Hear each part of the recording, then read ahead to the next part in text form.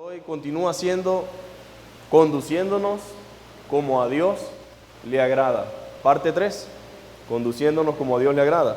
Y dice la Biblia, finalmente, sed todos de un mismo sentir, compasivos, amándonos fraternalmente, misericordiosos y amigables, no devolviendo mal por mal, ni maldición por maldición, sino por el contrario, bendiciendo, sabiendo que fuisteis llamados para que heredaseis bendición.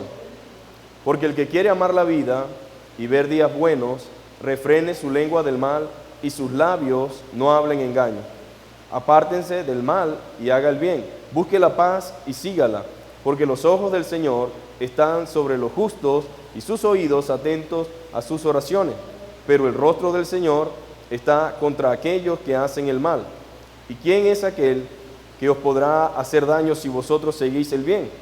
Mas también, si alguna cosa padecéis por causa de la justicia, bienaventurados sois.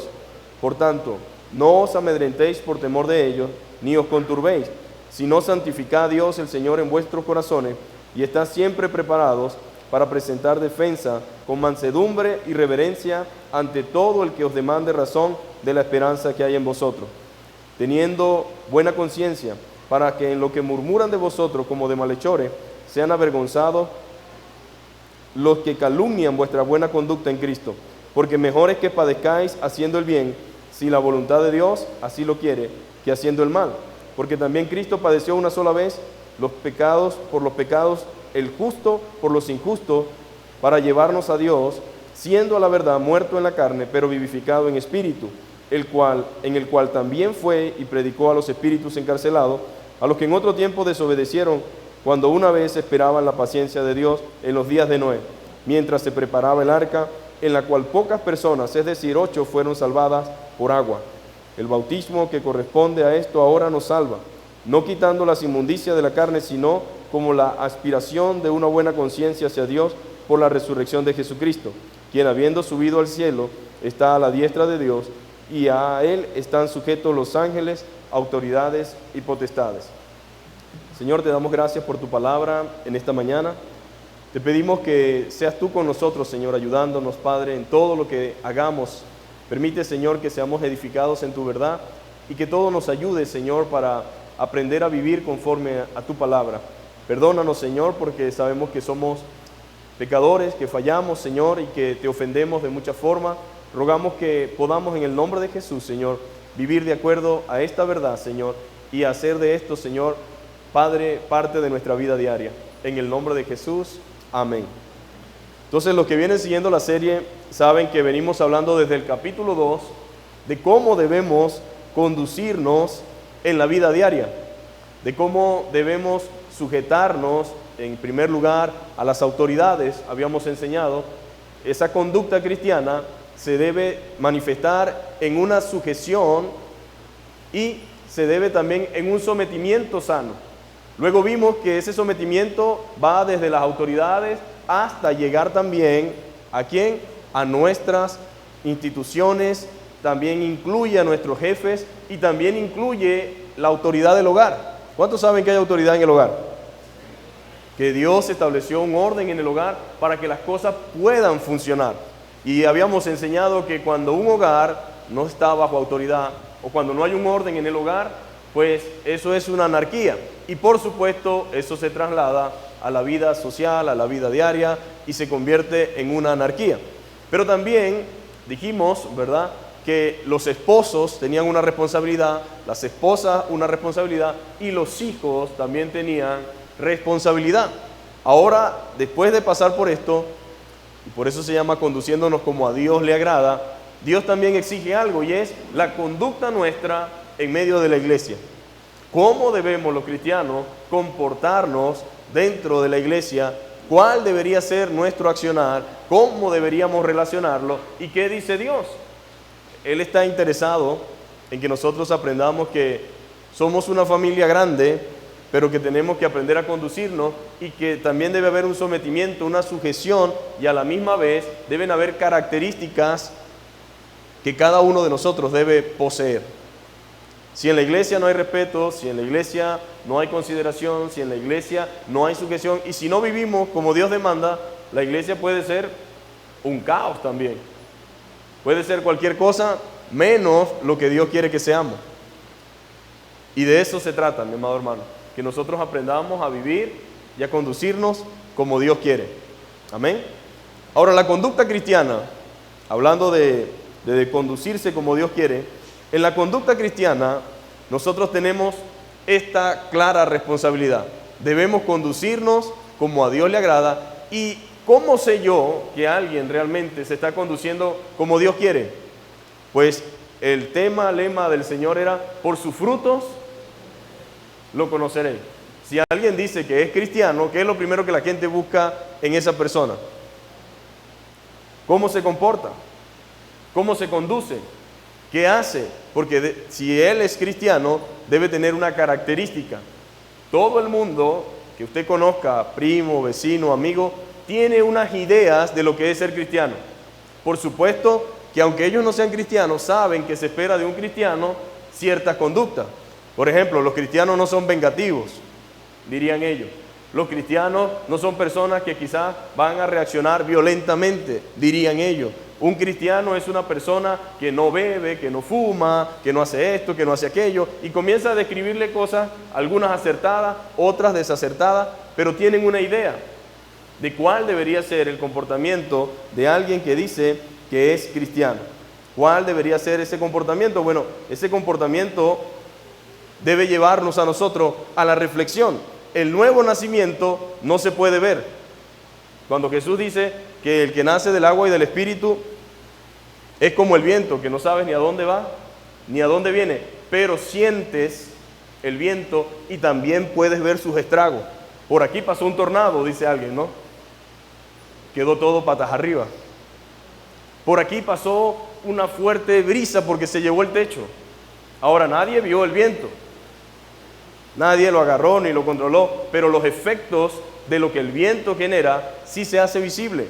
Y el cristiano que ha nacido de nuevo se conoce por su fruto, se conoce por su comportamiento, se conoce por la forma en que se conduce.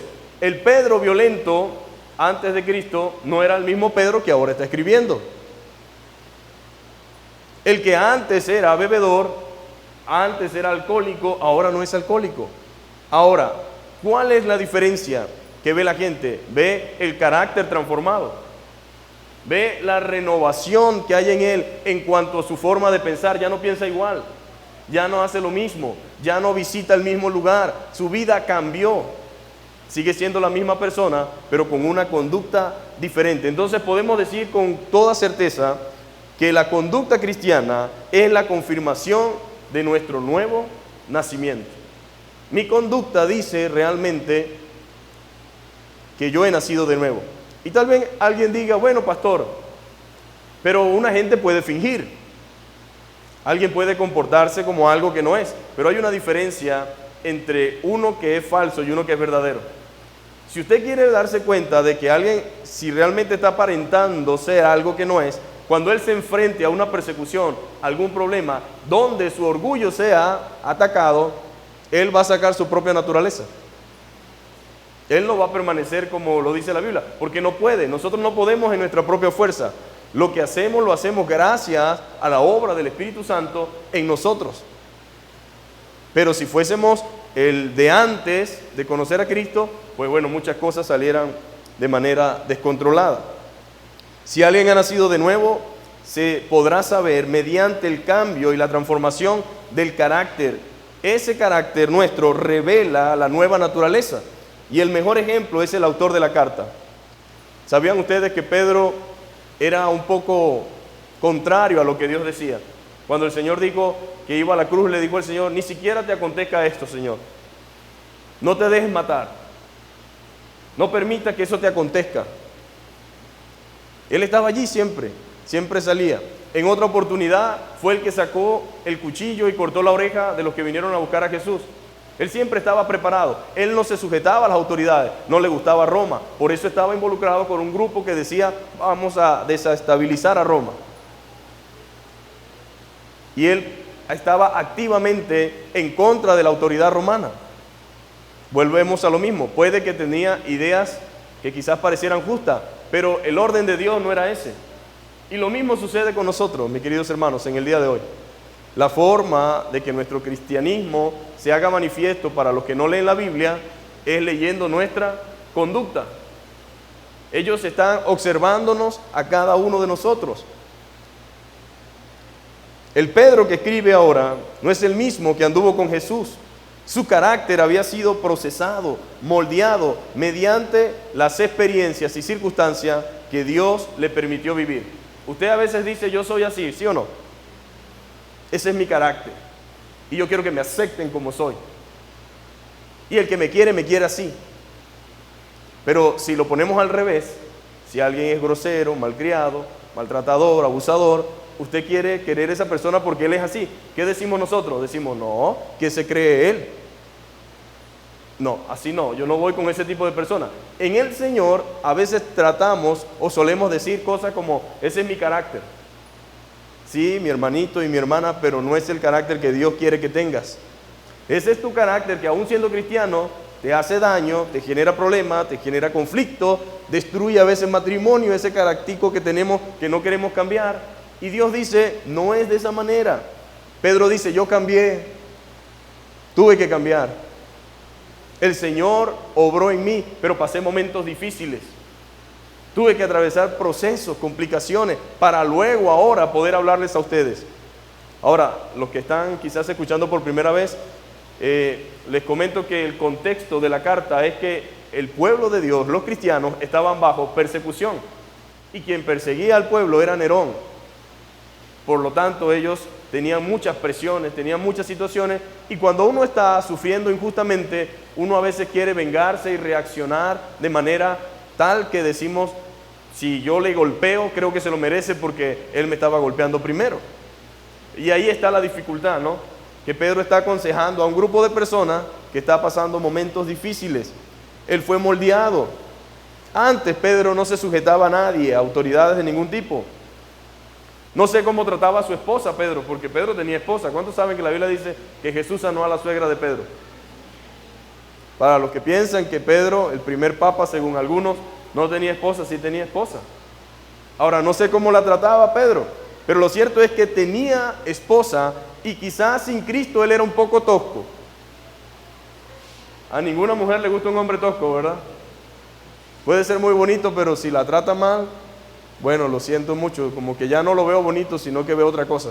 Y viceversa.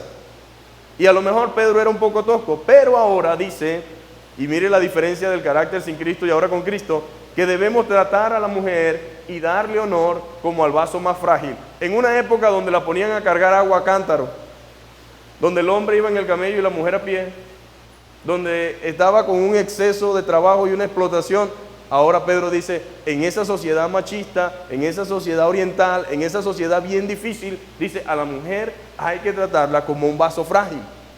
Eso dice mucho de la transformación del carácter de Pedro y de la ternura a la cual el Espíritu Santo le estaba llevando, y que la forma de tratar a su esposa debió haber cambiado un rato largo. Pero ese es el resultado ¿de qué? Del poder transformador de Cristo en el corazón. No era así, pero tampoco se quedó así. El problema con nosotros es que somos así, pero no queremos quedar así. Yo debo saber que soy así, pero no está bien que me quede así, porque estoy impidiendo, limitándome disfrutar la vida cristiana a plenitud. ¿Cuántos cristianos amargos no hay? Son amargados y le amargan la vida a los demás. Ni disfrutan ni dejan disfrutar. Todo lo cuestionan, todo está mal y están ahí todo el tiempo en una situación de incomodidad y la transmiten. Y a veces sucede que si un cónyuge es un poquito incómodo, no se pone bravo cuando alguno del cónyuge, sea el esposo o la esposa, disfruta. Como que si todos tenemos que vivir bajo el régimen de la tristeza o de la aflicción o de la agonía sin razón alguna. Pedro dice, no, no es esa forma. Traten a la esposa como vaso más frágil. Entonces demuestra que hubo un cambio en él, en el tacto, en las relaciones, en la forma de ver la vida, en la forma de relacionarse, en el trato especial con las mujeres. Ahora nos dice, en este verso 8, cómo debemos conducirnos dentro de la iglesia. Algunos piensan que yo debo conducirme dentro de la iglesia como mejor me parezca. Yo soy Juan Sánchez, entro y salgo, deben saludarme. ¿Escucharon bien? Deben saludarme aunque yo no los salude a ustedes. Y si a mí no me saludan, yo me molesto. Eso se llama ego, ¿sí o no? Eso es pecado, eso es orgullo. Si a usted no lo saludan, entonces usted saluda, ¿sí o no? Pero la persona no puede esperar que lo traten con amor, con cariño, que le traten con mucha atención, que lo busquen donde está, que se preocupen por él, si él no se preocupa por nadie, si él no saluda a nadie. Y eso es el problema con muchos de nosotros, que nuestra actitud y nuestro carácter nos convierten en unas personas solitarias y aisladas. Y a veces no es que nadie no nos quiere, no es que nadie no se preocupa por nosotros, es que ya la gente no encuentra cómo lidiar contigo. Y a veces el proceso del Señor es que experimentes la soledad, el quebranto, para que entonces reflexiones. Y tristemente, en un momento de dificultad y en un momento de dolor y de persecución, lo que más se necesita es unidad, camaradería, amistad, hermandad, compañerismo. ¿Cuánto ayuda el compañerismo en un momento difícil? Que alguien esté al lado de uno, no se rinda, mi hermano, siga adelante, estamos apoyándolo, estamos orando, cuente con nosotros. Para nadie es un secreto que las personas que tienen compañía en medio del dolor y la enfermedad tienen posibilidades de recuperarse de manera más rápida. Pero cuando una persona está sola, nadie lo visita, nadie le trae un almuerzo, nadie le dice te voy a hacer esto, esa persona a su enfermedad le añade otra situación que le impide la evolución.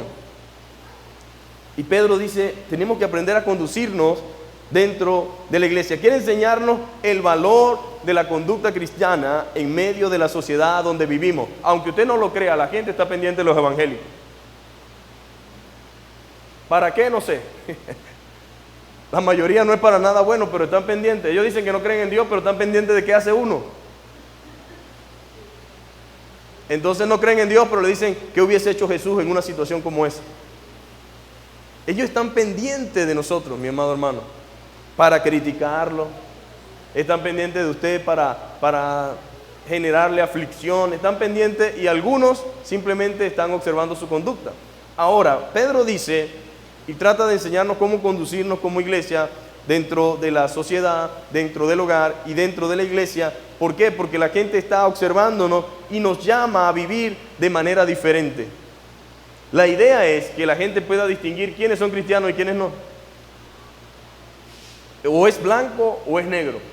Pero la triste realidad es que la gente ya no sabe ni quién es cristiano y quién no. Más bien dice, tú eres cristiano. ¿De verdad? No te lo puedo creer. Claro, porque nuestra conducta dice un montón de cosas menos que somos eso. Pero lo cierto es que Pedro quería enseñarnos a nosotros que supiéramos esto, nos llama a vivir de manera diferente. Así que usted no puede pretender vivir de la misma forma que vive alguien que no conoce a Dios. Eso se entiende, quien no tiene temor de Dios hace un montón de cosas, pero el que conoce a Dios, aunque quiera, no puede. No podemos nosotros hacer lo que queremos, sí podemos, pero no nos conviene. Nos sentimos también mal, el Espíritu Santo nos redarguye y tenemos que ser diferentes. No porque seamos mejores, sino porque el Espíritu de Dios nos redarguye y está en nosotros. Ya tampoco nos apetece hacer lo mismo que hicimos en una oportunidad. Lo que practicamos, sea lo que haya sido. Tenemos el temor de Dios en nuestro corazón. No puedo vivir de esa forma. El carácter es lo que nos diferencia, mi amado hermano. En medio de esta sociedad, lo que diferencia a un cristiano de un no cristiano es nuestro carácter. Es lo que nos diferencia de otra persona. La idea es decir, o mejor dicho, no es decir yo soy así, sino aunque yo soy así, Dios no me quiere así. Yo debo cambiar y debo vivir de la forma en que Dios exige. Vaya un momentico a Efesios, capítulo 4. Efesios, capítulo 4. Y mire qué maravilloso es el Señor.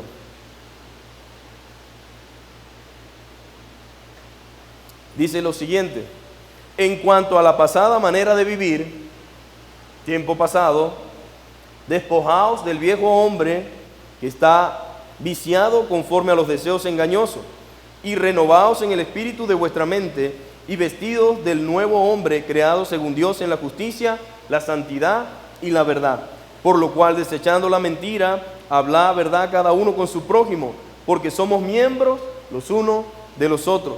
Airaos, pero no pequéis, no se ponga el sol sobre vuestro enojo, ni deis lugar al diablo. Ahora, esto es con cristianos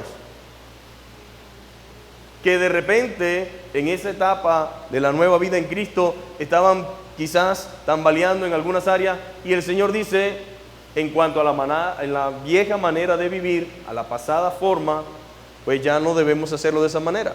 La ira nos puede llegar en cualquier momento, pero de la ira a pecar mediante la ira hay un trecho muy largo. Airados, pero no pequen. Bueno, yo les confieso que esta semana tuve una semana difícil, y entre esa semana difícil es que un tipo que me estaba estafando, que me está quitando todo, me diga a la cara, es que tú eres un gafo.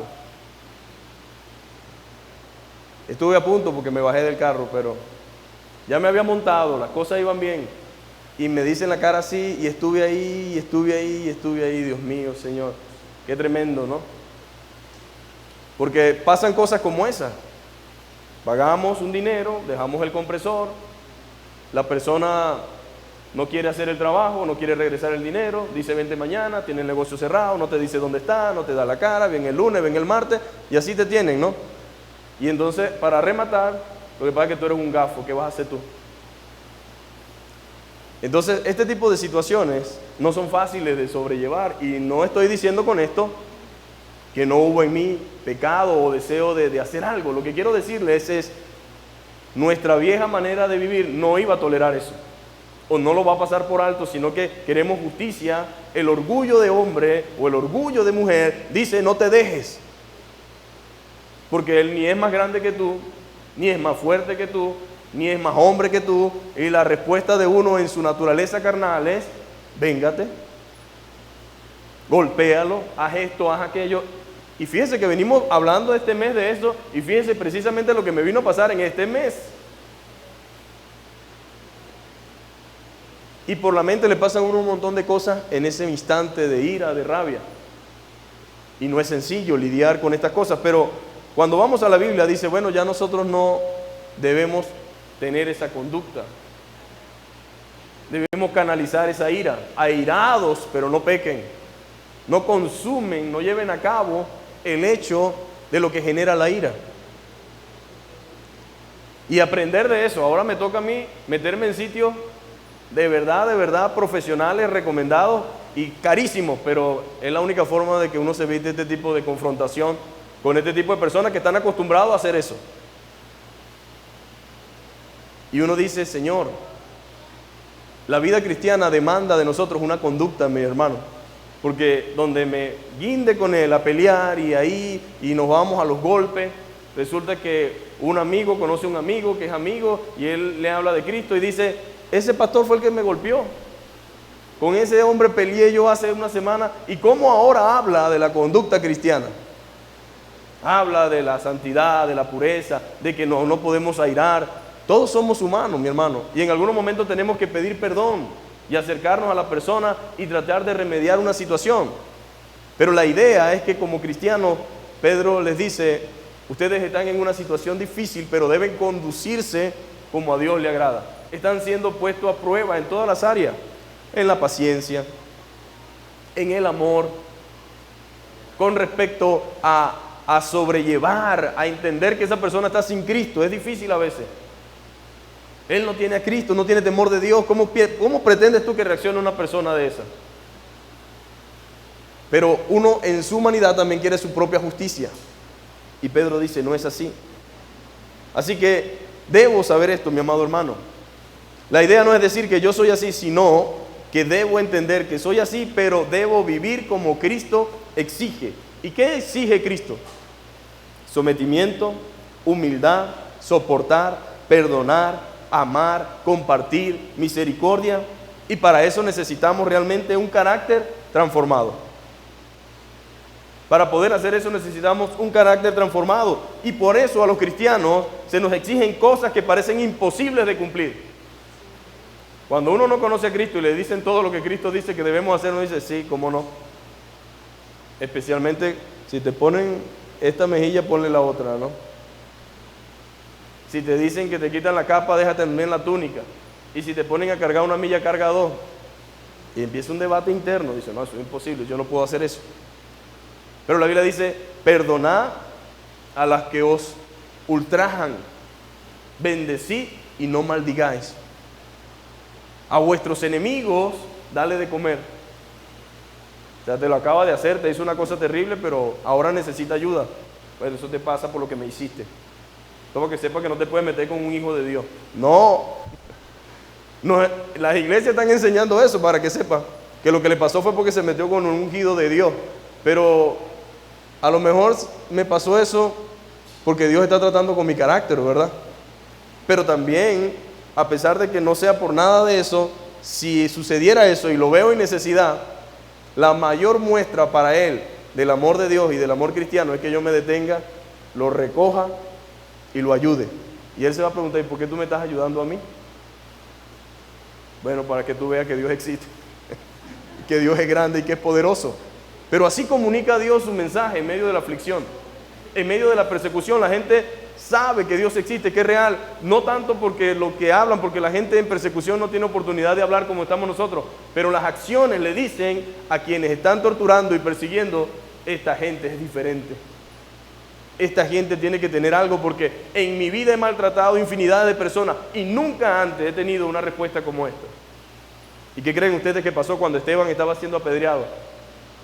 Padre, perdónalos porque no saben lo que hacen. Él hizo lo que Cristo hizo en la cruz. Y mientras recibía las piedras, yo me imagino a esa gente que estaba alrededor asombrado al ver la actitud mansa. No porque no le habían regresado los reales y el compresor. No. Aun cuando le estaban tirando piedra, y dijo, Señor, perdónalos porque no saben lo que hacen. Ahora, a ese punto y a ese nivel, dice Pedro, nosotros tenemos que llegar. ¿Y cómo vamos a llegar ahí? No se preocupe. Por procesos, por pruebas, por situaciones. El que tiene el ego alto, Dios se lo baja, mi hermano. De muchas formas y de muchas maneras. A lo mejor lo ponen a cambiarlo en el hospital. Bien fuerte, bien grande, y alguien lo limpia. Alguien le hace lo que usted en su propia fuerza y orgullo jamás pensaría que va a suceder. Pero Dios tiene muchas maneras de tratar con cada uno de nosotros. Muchas formas. Aunque estas cosas parecen imposibles, sabemos que mediante la ayuda del Espíritu Santo lo podemos hacer. Amén. Dios no nos exige nada que no podamos llevar a cabo. Todo lo que Él pide y exige de nosotros es porque lo podemos hacer y lo podemos poner por obra.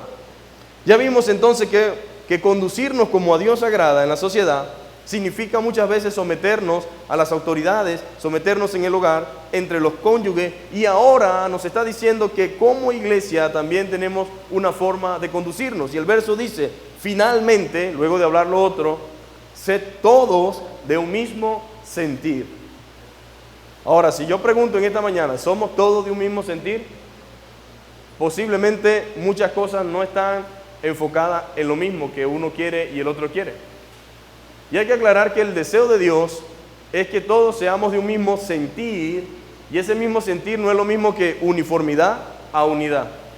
La uniformidad es que todos los evangélicos se parecen, tienen un vestido o una similitud de vestuario, pero eso no es lo que la Biblia dice. Estar unidos no significa que todos hacemos lo mismo, que todos comemos lo mismo, que todos vestimos lo mismo, que todos pintamos igual. No, eso es uniformidad, pero no es unidad. La unidad es poder estar juntos, aunque hay diferencias y desacuerdos en algunas cosas. Y la iglesia no está unida porque todo lo que en la iglesia se dice es así. Hay gente que tiene su desacierto con un hermano, con una hermana. Dependiendo del nivel de madurez de cada uno van a haber situaciones, pero estamos unidos, es mi hermano y es mi hermana. Igual como en la familia, todos tenemos un hermano que no parece de la familia. Tenemos 5 hijos, 6 hijos, 8 hijos. Todos recibieron la misma enseñanza, todos fueron a la misma escuela, todos tuvieron las mismas oportunidades. ¿Qué pasa aquí? Bueno, nadie dice ya no es mi hermano porque se porta de una manera que no queremos. O nadie dice no, ese no es mi hijo porque no se comporta. Él es mi hijo. Él es mi hermano, yo no decidí que fuera así, pero está allí. Y mi deber como hermano es amarlo, quererlo, ayudarlo y apoyarlo. Sí, pero uno se cansa, pastor. Sí, pero es que... Y comenzamos nosotros a justificar porque según nosotros tenemos un razonamiento más sabio que el de Dios. Y creemos que la mejor disciplina no es la de Dios, sino la nuestra. No haga usted el trabajo de Dios. Haga lo que a usted le corresponde. Amén. Ahora, lo primero que podemos ver aquí es que es un llamado que nos involucra a todos. Ese verso 8 no involucra a algunos hermanos, sino que nos involucra a todos. Finalmente, sed todos de un mismo sentir. Si todos están unidos en este tiempo difícil, dice Pedro, en este tiempo de persecución, si todos están unidos en esta situación tan difícil, créame que se van a sobreponer ante esa situación y van a aguantar, van a soportar y van a permanecer. Se van a mantener. Pero para eso deben estar caminando hacia la misma dirección, bajo un mismo fin, bajo un mismo propósito. Sean de un mismo sentir. Sed todos de un mismo sentir para que las cosas en la iglesia funcionen. Todos debemos estar involucrados y comprometidos a vivir de la forma y la manera que Dios espera. Eso no es algo que el pastor dice y queremos que sea así. Es algo que Dios desea. Es algo que Dios demanda de nosotros. Ponernos en común acuerdo. Ir juntos y en armonía. No sea como esa frase que comúnmente usamos. Estamos juntos pero no revueltos. No, aquí estamos juntos y en armonía. No es solamente estar por estar, porque podemos estar aquí todos y cada uno estar en su mundo. Dios dice que seamos todos de un mismo sentir, que estemos unidos, involucrados, comprometidos. Debemos estar unidos. La unidad es fundamental. La unidad es fundamental. Todo reino, dice la Biblia, dividido contra sí mismo, no prosperará. El diablo trabaja organizado y unido. Él no anda como muchas veces quieren andar los cristianos. No, él tiene un orden, hay sujeción, hay jerarquía y trabajan y les va bien. Por un poco de tiempo, como dice la Biblia. Pero le funciona su estrategia. Lo entienden muy bien. Entonces, si todo reino dividido contra sí mismo no prospera, tampoco puede prosperar una casa donde hay división, donde no hay acuerdo, donde no hay unidad, donde no hay un mismo sentir en pro de la familia y en pro del hogar, donde estamos en un mismo sentir en pro del matrimonio. Si las cosas, si cada uno está por su lado y no hay unidad, aún en medio de la diversidad, porque estamos llamados a ser unidos a pesar de nuestra diversidad. Usted es diferente a su esposa y su esposa es diferente a usted, en formas de ser, en forma física, en la forma en que Dios lo diseñó, en la manera en que usted fue criado, porque el dilema más grande del matrimonio, y grande es este misterio, dice Pablo, más yo digo de esto, de Cristo y la iglesia, es que usted es un pecador viviendo con otro pecador, que fue criado por otro pecador, y cada uno con mañas distintas viene arrastrando. No, en mi casa dicen que tal cosa es así, y no, pero eso es una locura, en mi casa no hacía falta eso. Entonces ahí viene el momento donde yo debo doblegar para que la relación funcione. Y la Biblia nos enseña que como iglesia nosotros debemos aprender a doblegar, aprender a ceder, aprender a escuchar. Por supuesto que esto no se refiere al fundamento, a la columna vertebral de la verdad, de la palabra del Señor, porque todos debemos estar unidos en eso. La Biblia dice que Jesucristo es Dios. No hay forma de negociar ese hecho.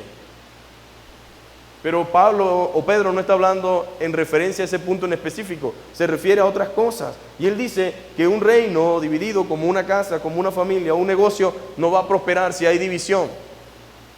No hay nada más malo que dos socios caminando para lados distintos y teniendo un negocio. Eso no camina absolutamente para nada. Y por supuesto, una iglesia no puede funcionar si no está en armonía o en armonía con sus miembros. Cuando la iglesia está en unidad espiritual, física, las cosas son diferentes. Son completamente diferentes. El Señor Jesús ora de esta forma en San Juan capítulo 17, versículo 21, para que ustedes vean la profundidad de lo que Pedro está diciendo. En el verso 21 del capítulo 17 dice, para que todos sean uno. ¿Todos qué? Los discípulos. Pedro el violento, el recaudador de impuestos, aquel, cada uno con su carácter, cada uno con su forma de ser. Pero Dios dice, para que todos sean uno, como tú, oh Padre, en mí y yo en ti, que también ellos sean uno en nosotros. Ahora, ¿qué está diciendo Dios? ¿O qué espera de nosotros? Unidad. La unidad es de Dios, mi amado hermano.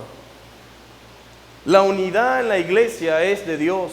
La unidad en la familia es de Dios. En el acuerdo y en la unidad hay bendición. Y lo está diciendo el Señor. Para que el mundo crea, escúcheme bien, que tú me enviaste. ¿Cómo le mostramos nosotros al mundo que somos el pueblo de Dios? Chuzándonos unos a otros, disparándonos unos a otros, hablando mal de los hermanos, de la hermana, criticando y diciendo cosas delante de los que no conocen a Dios. Así creerá el mundo. Y Jesús dice algo, parece que la unidad transmite algo, mi amado hermano.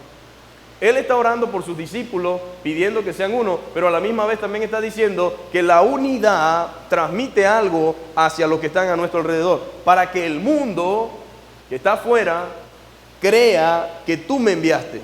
Nosotros, hermanos, cuando estamos en unidad, estamos reafirmando esta verdad, de que Jesús fue enviado al mundo al morir por los pecadores.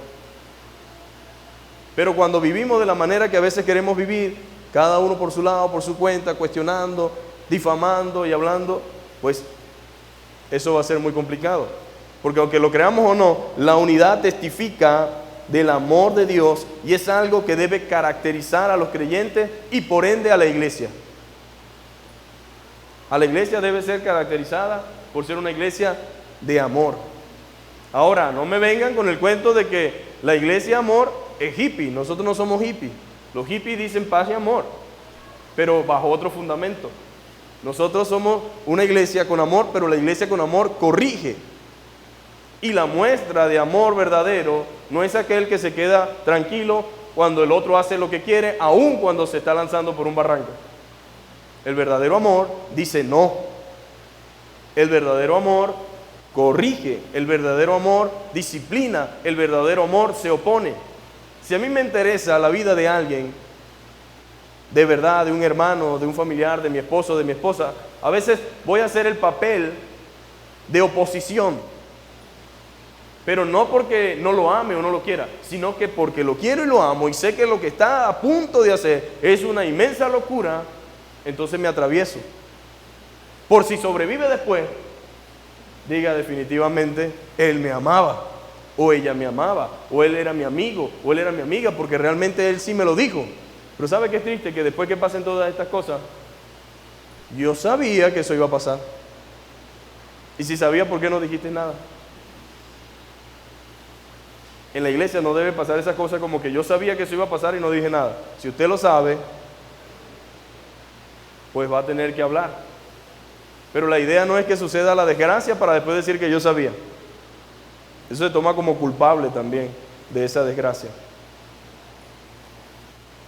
La gloria que me diste yo les he dado para que sean uno, dice Jesús nuevamente. Así como nosotros somos uno, yo en ellos y tú en mí, para que sean perfectos en unidad. Para que sean perfectos en unidad. Para que el mundo conozca que tú me enviaste y que los has amado a ellos como también a mí me has amado. Ahora, esto me deja muy claro cuán profundo es para Dios la unidad. Cuán profundo debe ser para la iglesia el hecho de la unidad y de que debemos conservarla por todos los medios, buscar la forma y la manera de que esa unidad persista. Para Dios es importante el que nosotros permanezcamos unidos. Al ver a Jesús orando por sus discípulos y muy especialmente por la unidad, debe ayudarnos a ver el gran valor que la misma tiene. Aunque hay gente que piensa que ellos son lobos solitarios. No, yo no necesito de nadie, hermano. A mí no me gustan mezclarme con los hermanos así. Yo soy mejor así, separadito. Bueno, si usted no tiene deseo de tener compañerismo, amistad y amor y la forma de ministrar a otros, usted le sirve a otros creyentes por medio de lo que usted hace por ellos. Y honra a Dios, porque es de Dios que nosotros nos sirvamos los unos a los otros. Es de Dios. En los fascinantes primeros días de la iglesia, cuando la iglesia estaba iniciando en el libro de Hechos, esta oración se cumplía porque eran todos de un corazón y un alma, dice Hechos capítulo 4, verso 32. La iglesia estaba unida. Había una persecución terrible, pero los hermanos estaban unidos, no solamente orando, sino conviviendo, compartiendo. La unidad no es solamente estar adherido a algo, porque nosotros no somos un parásito que está adherido, consumiendo del otro, pero no aporta absolutamente nada. La unidad en Cristo, mi amado hermano, nutre y es nutrida. Da y recibe, comparte, está mezclada, está allí para contribuir, para ayudar, para servir. No hace nada esperando nada a cambio, pero como es un organismo vivo la iglesia, todo funciona. Y todos recibimos, todos estamos siendo nutridos, alimentados, fortalecidos espiritualmente, física y emocionalmente. Eso es la iglesia. Y en los primeros días se cumplía porque eran todos de un corazón y un alma. Una y otra vez Pablo exhortó a los creyentes a esta unidad y ora por ella. Pablo estaba siempre pendiente de los hermanos. Recuerda también a los cristianos en Roma que aunque eran muchos, eran un solo cuerpo, y los exhorta a que sean unánimes, a que estén unidos. Al escribir a los cristianos de Corintio, usa la misma ilustración de los creyentes como miembros de un cuerpo, a pesar de todas sus cualidades y dones diferentes. Creo que no hay mayor muestra del valor de la unidad que cuando Pablo explica que todos somos miembros del cuerpo y cada uno cumple una función y que todos necesitan de otro. La persona que piensa que no necesita de otro tiene muchos problemas, no está bien de la cabeza, pero todos necesitamos de otro. No importa qué ministerio o cuán capacitado sea un creyente, necesita de otro. El cuerpo no tiene una parte favorita. Aparentemente la cabeza es lo más importante del cuerpo, pero los riñones dicen otra cosa,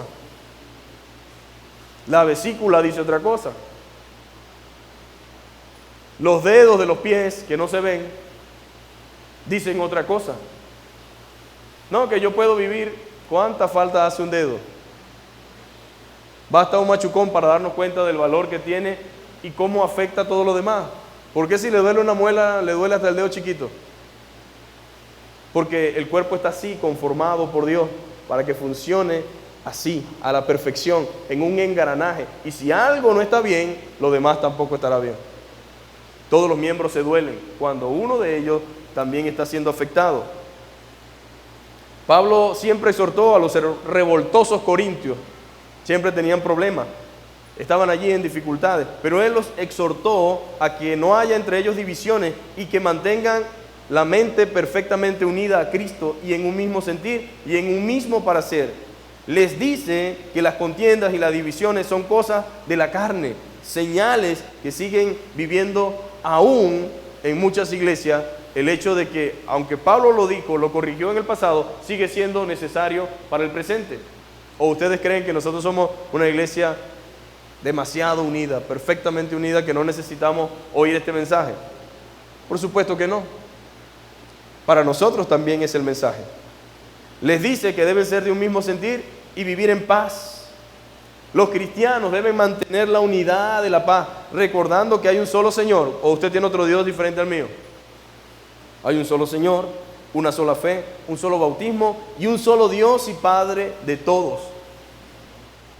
A los filipenses también tuvo que exhortarles para que se mantuvieran firmes en un mismo espíritu, contendiendo unánimes por la fe del Evangelio.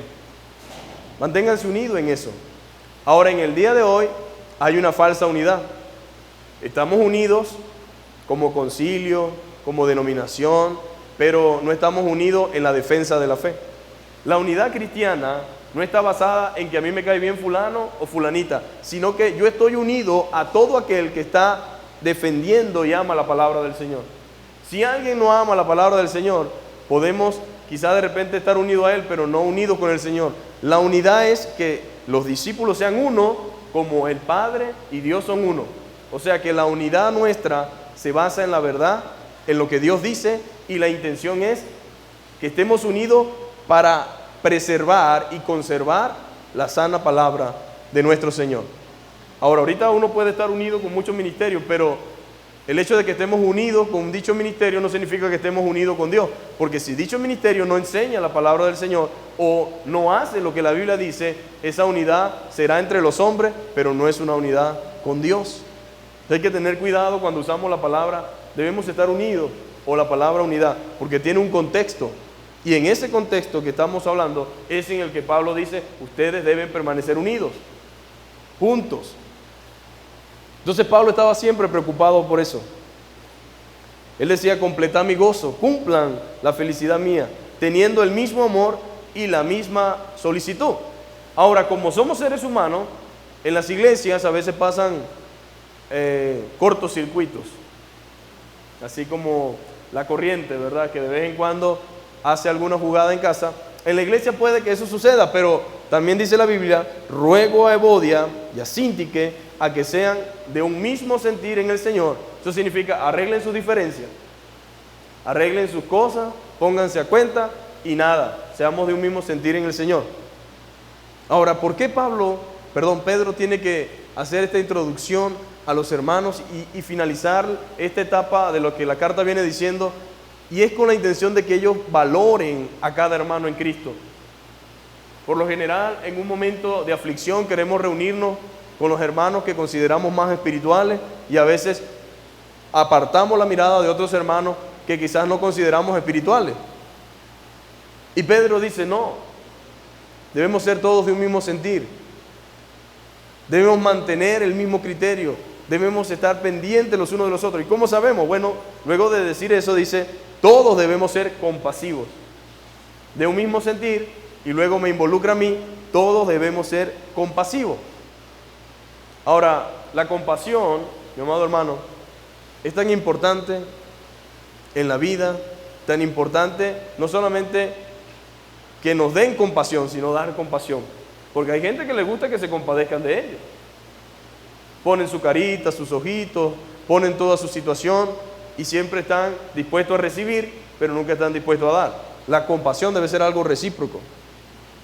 Así como recibo compasión, debo dar compasión. Así como Dios me consuela a mí, yo debo consolar a otro. Es que a mí no me gusta estar con gente que siempre está en problemas. Bueno, esa persona que está en problemas posiblemente sea el mismo que te va a consolar a ti cuando estés en problemas. Porque a veces estamos en problemas no porque queremos, a veces llegan situaciones y dificultades. Pero dice, sean compasivos los unos con otros. La simpatía. Tengamos esa empatía con otros. En el Nuevo Testamento nos recuerda esta obligación de tener compasión. Debemos alegrarnos con los que están alegres, pero también llorar con los que lloran. ¿No dice la Biblia eso? Alégrense con los que están alegres, pero también lloren con los que lloran. En pocas palabras, pónganse en su lugar. Pero óigame bien, pónganse en su lugar y usted también póngase en el lugar de otro. Porque es muy fácil, hermano, es muy fácil decirle a otro que se ponga en mi lugar. Eso es fácil. Lo difícil es ponerme en el lugar de otros. Y a veces Dios tiene que permitirnos vivir ciertas experiencias para que entonces nosotros aprendamos lo que es la compasión, que podamos aprender lo que es la empatía, para que podamos aprender otras cosas, mi amado hermano, porque pareciera que a veces la manera de entenderlo es viviendo ciertas experiencias. Debemos alegrarnos entonces, pero también llorar. Cuando sufre un miembro del cuerpo, todos los demás también se sufren con él, y cuando un miembro recibe honores, todos los otros también se gozan. Qué bendición es estar en la inauguración de un negocio, ¿verdad? Ay, qué bueno, qué chévere, gloria a Dios con nuestro hermano. O cuando alguien se compra una casa, es una bendición muy grande. Qué chévere, mi hermano, gloria a Dios. O cuando alguien se compra un carro, qué sé yo, tantas cosas buenas que pueden pasar en la vida. Y eso es algo en lo cual los hermanos nos alegramos y nos gozamos. Pero también hay momentos donde no se compra nada, sino que se pierde algo. Y ahí también es bueno estar para consolar y para animar a un hermano. ¿Ustedes creen que Job no necesitaba quien lo animara? Job le pasaron muchas cosas difíciles. Y precisamente uno requiere de amigos en momentos difíciles. Pero nosotros vamos más allá del concepto de amigo que maneja el mundo, ¿verdad? Requerimos de la presencia de hermanos allí, mostrando su sincera compasión y no solamente su sentido del deber. Allí, ahí sin querer, solamente voy porque bueno, me toca, me mandó el pastor. No, yo estoy ahí, hermano, bien preocupado, con una sana preocupación, muy deseoso de poder ser útil en este momento tan difícil para mi hermano o para mi hermana. Y así debe ser entre los cristianos, que son el cuerpo de Cristo. Una cosa resulta clara, y es que la simpatía y el egoísmo no pueden coexistir. La persona egoísta, junto con la persona compasiva, es muy difícil que exista.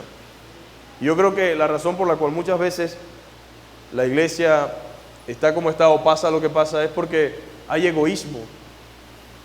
Y el egoísmo no es solamente porque tenga que ver con algo que tú no quieras compartir, tiene que ver con esa idea de que tú tienes de que primero eres tú y después los demás. No podemos ser egoístas. Mientras el yo sea lo más importante, el mundo no puede disfrutar de la compasión mientras esté el yo allí gobernando. Nosotros debemos aprender a identificarnos con el dolor y el sufrimiento de otros. Ahora, Jesús no era indiferente ante la necesidad de nadie.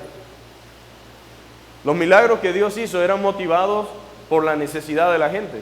No tenía la obligación, pero le era difícil seguir caminando y dejando a alguien gritando atrás: Jesús, hijo de David, ten misericordia de mí.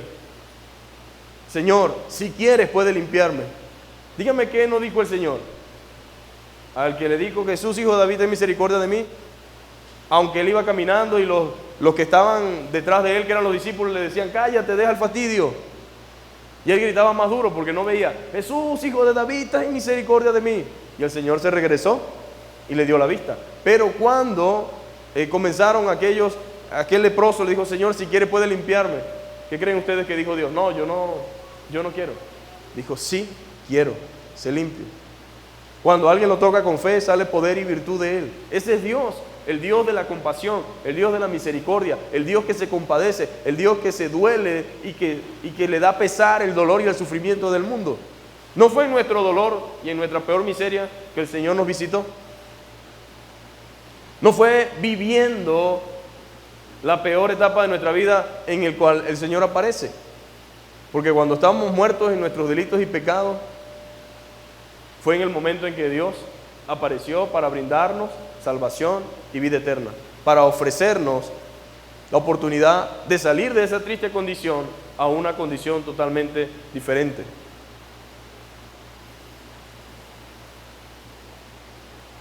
Pero luego de esto también dice la Biblia que Dios dice algo más. Y luego que dice en Pedro capítulo 1, estamos allí, capítulo 3, en el verso 8 dice: compasivos, y luego dice: amándonos fraternalmente. Y quizás para muchas personas amarse fraternalmente es simplemente una frase más, pero amarse fraternalmente conlleva a acción de mi parte. Amar fraternalmente y el pedido de amor fraternal que Dios exige conlleva acción de nuestra parte. Porque acuérdense que no me incluye solamente a mí, sino a usted. Todos estamos involucrados aquí. Sed todos de un mismo sentir, compasivos, misericordiosos y amándonos fraternalmente. Un autor desconocido escribe: la providencia no nos pregunta quién nos gustaría que fuesen nuestros hermanos. Ya lo hemos dicho antes. A veces es la familia, es lo que hay, es lo que tenemos a la mano. Esto nos es dado, pero no somos invitados a amarlo y somos invitados a amarlo, sean cuales sean sus circunstancias o su situación. Es mi responsabilidad amar a mis hermanos. Es mi responsabilidad. Pero no somos invitados a amarlos según sean nuestras predilecciones o gustos naturales. Tú dirás, eso es imposible. Pues recuerda que el verdadero amor no se origina necesariamente en las emociones. Yo no amo a mi hermano porque mi hermano hace tantas cosas buenas por mí. Yo no amo a mi hermano porque él es una persona encantadora. No, no se origina necesariamente en las emociones, sino en la voluntad, que no consiste en sentir, sino en hacer.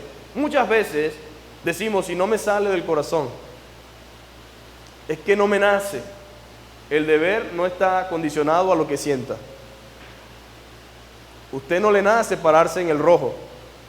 Usted va como alma que lleva, dicen algunos, ¿verdad? Pero usted, la razón lo lleva a frenar.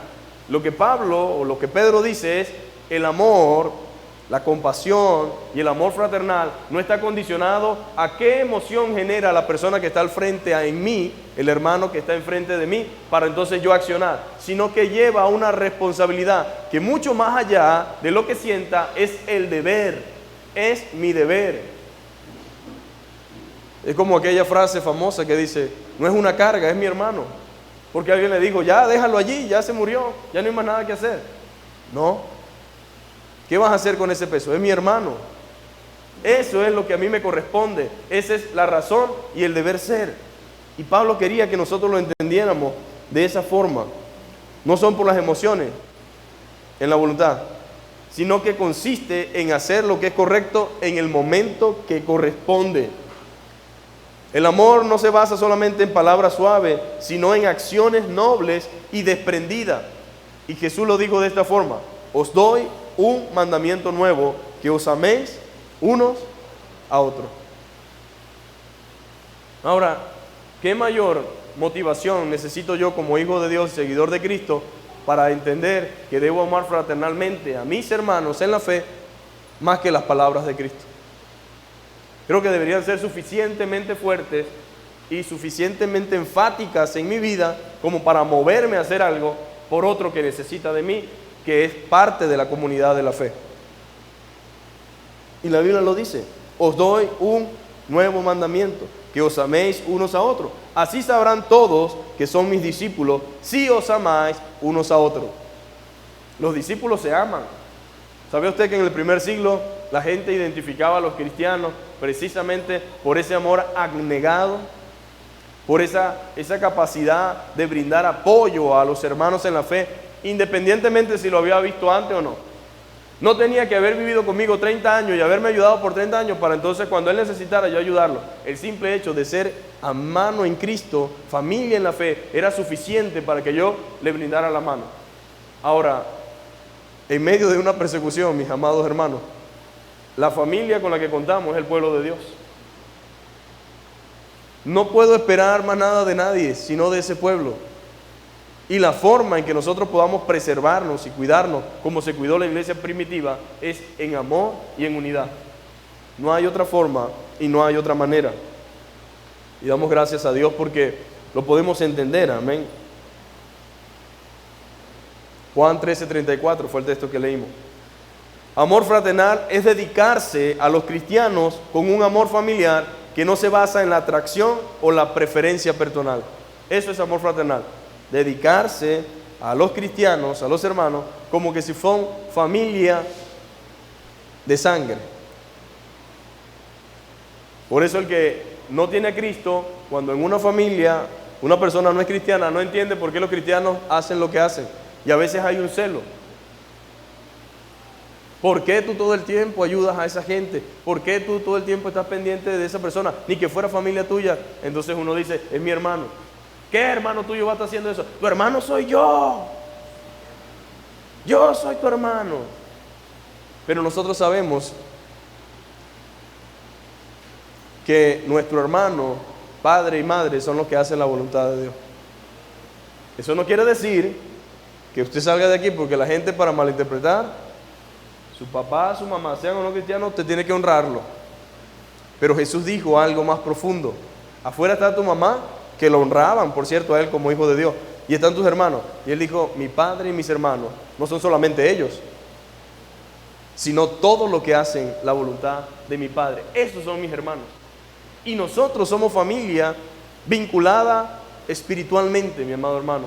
con una vinculación perfecta, dice la Biblia, unidos por un mismo sentir y un mismo espíritu, y tenemos una gran responsabilidad. Piense allí por un instante, ¿cómo ha sido su conducta con su familia espiritual? Tal vez usted en su mente puede pensar en situaciones que han pasado y quizás quiera justificar que la razón por la cual usted ha actuado o está actuando de esta y de esta forma es porque un día una asociación sucedió algo así con una persona. No, acuérdese que no es por la emoción, sino el deber. El deber y mi responsabilidad como cristiano. En 1 Tesalonicenses, capítulo 4, verso 9, dice: pero acerca del amor fraternal, no tenéis necesidad de que os escriba, dice Pablo.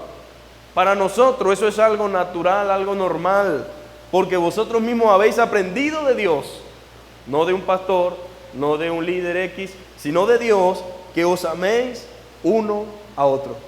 En la primera iglesia, lo común era amor los unos por los otros. Amor por la iglesia a pesar de sus situaciones que se generaban allí internamente. ¿Por qué que no dejamos de ser la iglesia, mi hermano? Por los problemas que puedan generarse o por las cosas que puedan suceder. Y hay cosas que no se solucionan con más leña o con más querosén o con más gasolina. Hay cosas que se van a solucionar cuando empecemos a implementar el amor. El amor fraternal, el interés sano, la sana preocupación, la confrontación misericordiosa y amorosa. De lo contrario, no habrá solución. También dice la Biblia que nos amemos unos a otros, que seamos de un mismo sentir, que seamos compasivos, que nos amemos con amor fraternal, pero también dice que seamos misericordiosos. Misericordia quiero, dijo Dios en un momento, y no sacrificio. Estoy cansado de cosas que ustedes hacen, pero no están viviendo como yo quiero. Y yo quiero que ustedes vivan en misericordia, en justicia y en verdad. Miqueas, capítulo 6, es famoso, conocido, pero imagínense el punto en el que se había llegado, en el cual ya Dios estaba cansado de tantos rituales, sacrificios, animales, y dijo: misericordia quiero y no sacrificio. Me entristece ver a mi pueblo que no tiene misericordia con sus propios hermanos. Ahora, eso fue en aquel entonces. Pero Dios sigue diciendo en este tiempo: misericordia quiero y no sacrificio. Porque hay una gran cantidad de personas haciendo rituales, haciendo cosas, pero son duras de corazón. No se conmueven con nada, no hacen nada por nadie. Son incapaces de afectar en algo su comodidad por ayudar a otro. Y la Biblia dice: misericordia quiero y no sacrificio. Misericordioso significa con un corazón sensible a las necesidades y a los sentimientos de los demás. La pregunta es: ¿somos misericordiosos? Esa misericordia rehúsa enfriarse, rehúsa encallecerse o volverse cínica a pesar de las injurias recibidas. ¿Cómo reaccionamos nosotros? La Biblia dice algo interesante, y es que la misericordia triunfa sobre el juicio.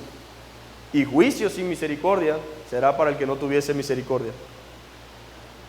Los cristianos debemos ser misericordiosos, magnánimos, bondadosos, generosos, desprendidos, abiertos para recibir, para restaurar, para reparar, para perdonar.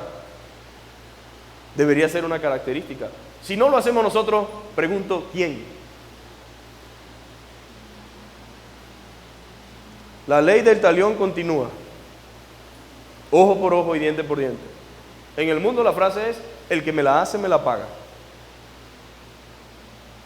Sigo teniendo el mismo instinto y deseo de venganza, solo que me apoyo en la ley y en algunos casos corrompo y quebranto la ley con tal de ver el fin que deseo. Pero en la iglesia, en Cristo, en el Señor, estamos llamados a ser misericordiosos, a ser sensibles, mis amados hermanos, ante las necesidades y ante los sentimientos de los demás. Debemos pedirle al Señor que en mi corazón no se albergue el resentimiento, el odio, el desprecio. No, que no se albergue allí, a pesar de lo que pueda recibir. Estamos llamados a ser amigables, dice la Biblia. Que vuestra gentileza sea conocida por todos los hombres. Dice, el Señor está cerca. Parece muy apropiado que la cortesía sea enseñada como una de las virtudes cristianas. ¿Somos cortés nosotros? Regocijados, dice Pablo en el Señor. Hay muchas cosas que hablan de la actitud nuestra como cristianos. Y una característica es que seamos amigables. Esa palabra amigable realmente en una traducción más literal sería que seamos humildes. No es amigable de ser saludador, no. Que seamos humildes, mis amados hermanos. Significa pensar humildemente acerca de los demás, poner a los demás en primer lugar. Eso no es fácil. En la fila siempre queremos ser lo primero. Y el problema no es que se coleen, el problema es que el que se está coleando es otro y no yo.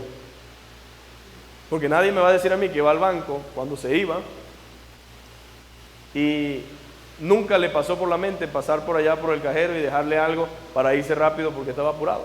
Y en las colas de la gasolina, la razón por la cual mucha gente se colea es porque no tiene los $5 extra. Esa es la verdad. Pero si los tuviera, se mete.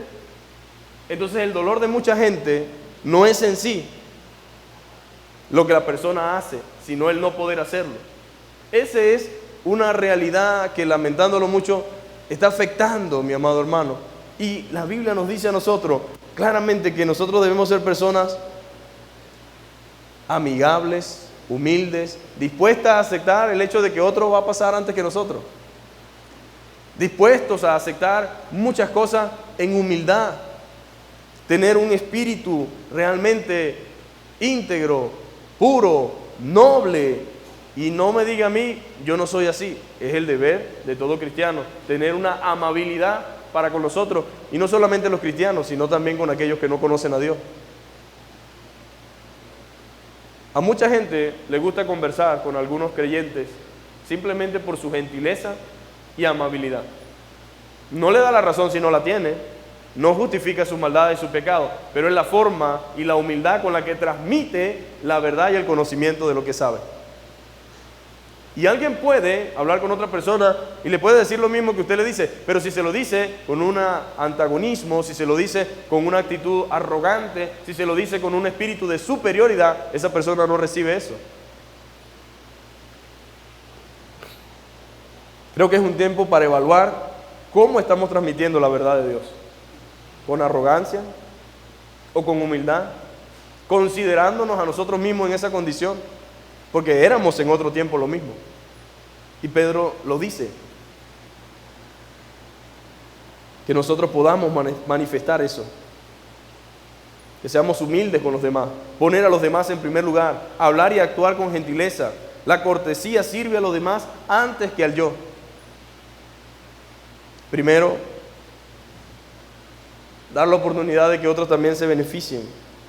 Aprovecha con preteza toda oportunidad para ayudar y da rápidamente las gracias por las bondades recibidas.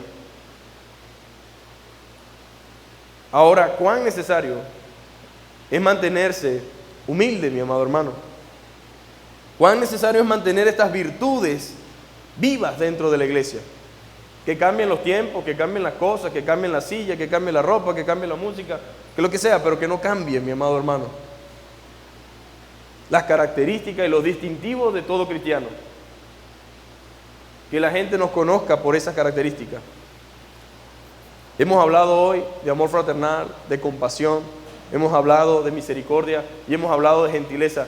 Si en este momento hubiera una evaluación de nuestro carácter respecto a nuestra conducta y comportamiento en el lugar donde vivimos, la pregunta sería, sin necesidad de que respondamos, pero en nuestra mente haciéndonos un examen: ¿somos conocidos por ser compasivos, misericordiosos, por tener un amor fraternal y por ser gente amable, humilde, cordial? Debería haber una respuesta. Deberíamos vernos allí y decir: Señor, si no soy eso, o si no me conocen por eso, van a empezar a conocerme por eso. Porque es una conducta que te agrada y es algo que trae gloria a tu nombre, y yo realmente quiero vivir para tu gloria. Ayúdame a comenzar a vivir de esa manera y hacer lo que tú realmente quieres. Acuérdense que debemos conducirnos como a Él le agrada y como Él espera de nosotros. El deseo es que todo esto se siga cultivando dentro de la iglesia, que lo tengamos en pleno ejercicio, cultivando el amor, la unidad, la fraternidad, cosas que aconsejó Pedro a la iglesia que estaba en plena persecución. Durante los momentos más difíciles, la unidad es vital. Maravilloso cómo el pueblo de Dios se puede unir para ayudar a alguien que está atravesando un momento complicado. No es la responsabilidad de 2 o de 3 o de 4. A veces los que no tienen creen que es responsabilidad de los hermanos que tienen ayudar a los demás, y no, que lo ayude el que tiene. Hermanos, es responsabilidad de todos ayudar a alguien que tenga necesidad. Cada uno ayudará de acuerdo a su capacidad, de acuerdo a la proporción de lo que pueda, pero debe ayudar. El problema que tenemos muchas veces es que la gente le achaca su responsabilidad a otro. No, ¿cómo voy a ayudar yo? Yo no tengo. La pregunta no debe ser cómo voy a ayudar, yo no tengo, sino más bien, ¿realmente yo quiero ayudar? Porque hemos hablado en otras ocasiones, tú puedes ayudar de muchas formas y de muchas maneras, pero la razón por la que no ayuda es porque no quiere. ¿Cuánta falta hace la unidad en la familia? ¿Y cuánta falta hace seguir cuidando la unidad dentro de la iglesia? La iglesia no puede funcionar sin unidad. Todo lo que aquí se hace debe ser hecho en unidad, en armonía y en amor. Esto debe sonar como Beethoven para Elisa. Debe sonar como quizás de repente suena Pachabelo. Debe sonar armonioso, hermoso. No hay lugar allí para que suene de manera distorsionada. Si hay amor y si hay unidad. Doctrinalmente debemos estar unidos. Cristo es nuestro mayor ejemplo. Los apóstoles defendieron la unidad de la misma y estamos unidos espiritualmente y doctrinalmente. Sin embargo, el trabajo del enemigo siempre ha sido divide y vencerás. Así trabaja él, con la cizaña, dividiendo, con mentiras, con engaños, con intrigas. Y él dice, divide y vencerás. Por eso no podemos permitirnos dar paso a la división, ni permitir que se disfrace de cualquier cosa, no. No tiene lugar aquí. La división no tiene lugar aquí, ni en mi familia, ni en mi casa. Puede que en mi casa en algún momento haya alguna diferencia, pero la vamos a arreglar, la vamos a solucionar. Nos vamos a sentar, nos vamos a perdonar, nos vamos a restaurar, nos vamos a pedir perdón y no vamos a permitir que el sol se ponga sobre nuestro enojo. Ahora fíjense que la Biblia hasta nos da un tiempo para ir, pero el tiempo no es muy largo. Dios dice que el sol no se ponga sobre vuestro enojo. Como dando a entender que Él sabe que en algunos momentos hay una situación en la cual nos podemos llenar de incomodidad o de rabia, pero no permita que te caiga la noche. No permita que se oculte el sol y tú sigas allí con tu situación. Arréglalo antes. ¿Y sabe por qué es eso, mi amado hermano? Porque usted no tiene ni siquiera garantías de amanecer mañana. ¿Y sabe qué es triste? Levantarse a buscar a alguien pensando que está vivo y está muerto.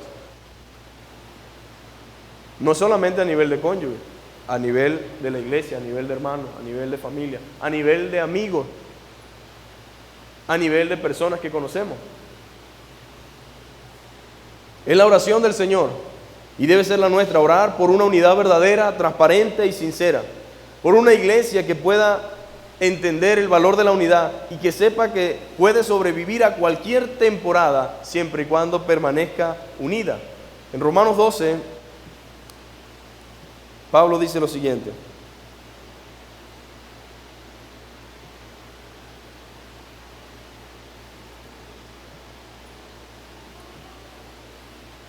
versículo 4, porque de la manera que en un cuerpo tenemos muchos miembros, pero no todos los miembros tienen la misma función, así nosotros, siendo muchos, somos un cuerpo en Cristo, y todos miembros los unos de los otros.